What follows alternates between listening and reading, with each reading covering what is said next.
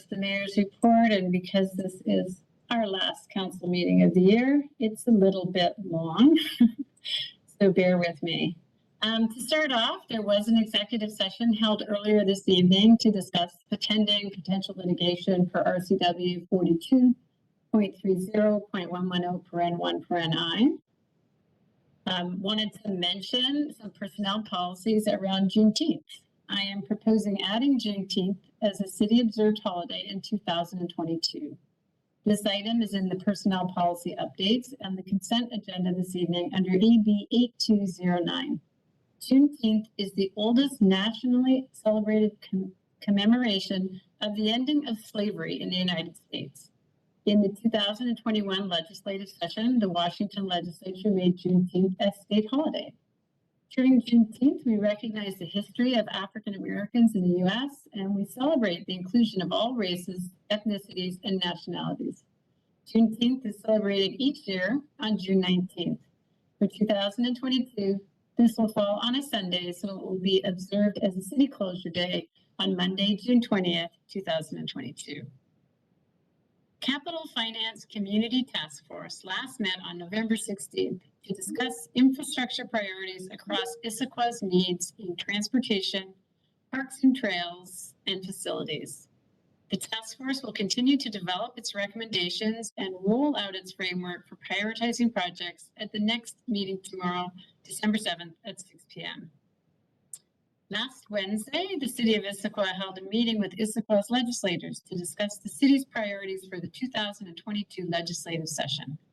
Transportation was a high priority for the meeting, and we specifically discussed widening State Route 18 and increasing interstate under overcrossings. Other priorities discussed included public safety, the Growth Management Act, climate change, and state marijuana revenues. To read the full text of Issaquah's legislative priorities, please visit issaquahwa.gov/legislative agenda.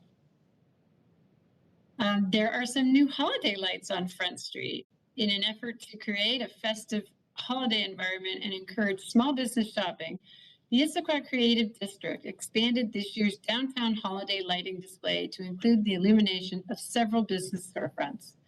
To support businesses with the cost of the lights and installation, the Creative District Advisory Board recruited sponsorships from Puget Sound Energy and Virginia Mason Franciscan Health.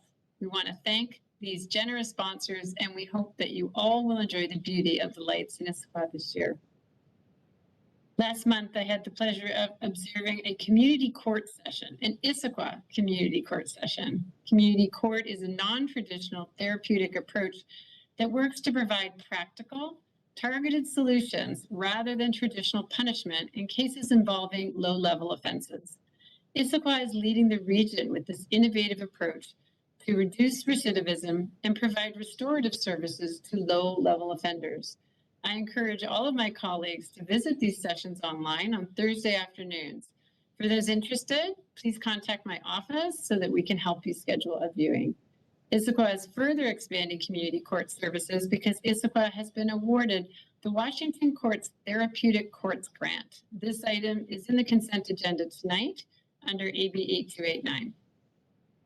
And as you heard earlier, tonight the proposed action before Council is to adopt Issaquah's Climate Action Plan. I'm pleased that the Council is considering approving the Climate Action Plan tonight. This plan is critical, and I want to thank especially Megan Curtis Murphy for her instrumental work to create this strategic plan for our city's future.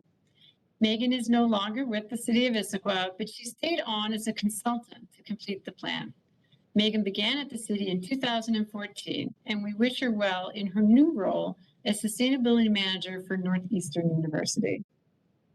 I'd also like to introduce Issaquah's newest Sustainability Manager. Please join me tonight in welcoming Stacey Vin McKinstry, Issaquah's new Sustainability Manager. Stacey grew up on the East Side and currently lives in Issaquah since 2012.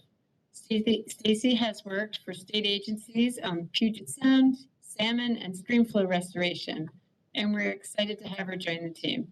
We'll shout out here to City Administrator Bob Coetz. Do we have Stacey with us tonight? We do, Madam Mayor, and she can put on her camera. and perhaps she could say a word or two. There That would she be is. great. Great, thank you. Not sure if you're able to see me or hear me. You're a little bit blurry, but we can hear Okay. you perfectly. Great, thank you. Yeah, I'm really excited to start this position. Today was my first day, so starting off big here with the hopeful adoption of the climate action plan, and just really grateful for all the work that Megan's done. I told her I feel like I have very big shoes to fill, just for the amazing work she's been doing at the city over the last few years, but really excited to be starting this position and working with all of you as we move forward on implementation. Welcome, Stacy. We're so glad to have you on the team.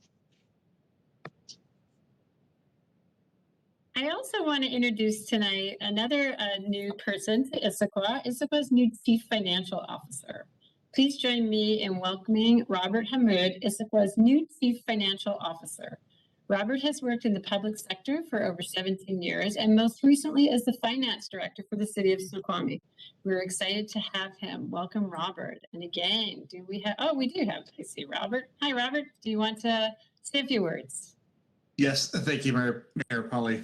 I appreciate it. I look forward to working with all of you. I look forward to hopefully more positive times coming out of the events of 2020 and 21. And came from next door, did come from Snoqualmie, so it came down I-90 a little bit, but really excited about the opportunity. This is a great community, very innovative ideas like the Climate Action Plan, and just a lot of smart ideas in this city, very good people, and I'm really looking forward to this position. I have a great team with me in the finance department, and look forward to many years with you. Thank you.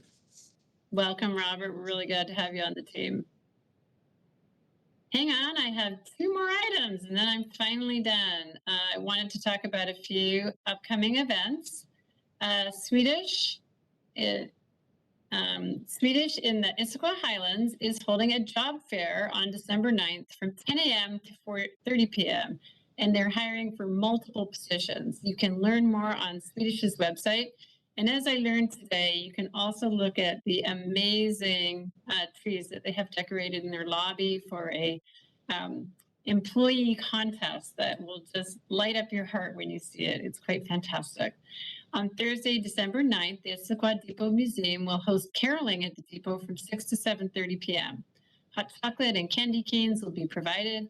Masks are required and admittance will be restricted, but an outdoor option is available. The holiday shop at the historic Shell Station is open now through December 31st from 12 to 6 p.m. And the Issaquah Reindeer Festival is happening now through December 30th at Cougar Mountain Zoo. Attendance is limited and pre-purchase admission is required for entry. Don't forget to visit Cougar Mountain Zoo's website for more information. Finally, City Hall closures. The city offices will be closed for the holidays on December 23rd, 24th, and 31st. And this concludes the final mayor's report for 2021.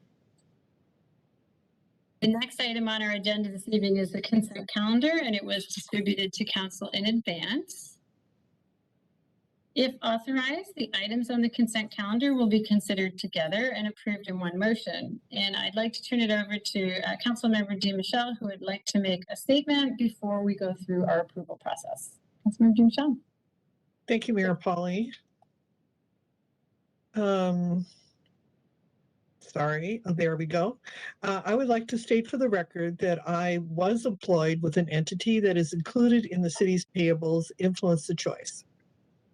I filled the role of temporary executive director of Influence the Choice. The city serves as a fiscal agent for this agency in the disbursement of a federal grant. Grant funds are being dispersed under this month's accounts payable. I have asked for advice from the city attorney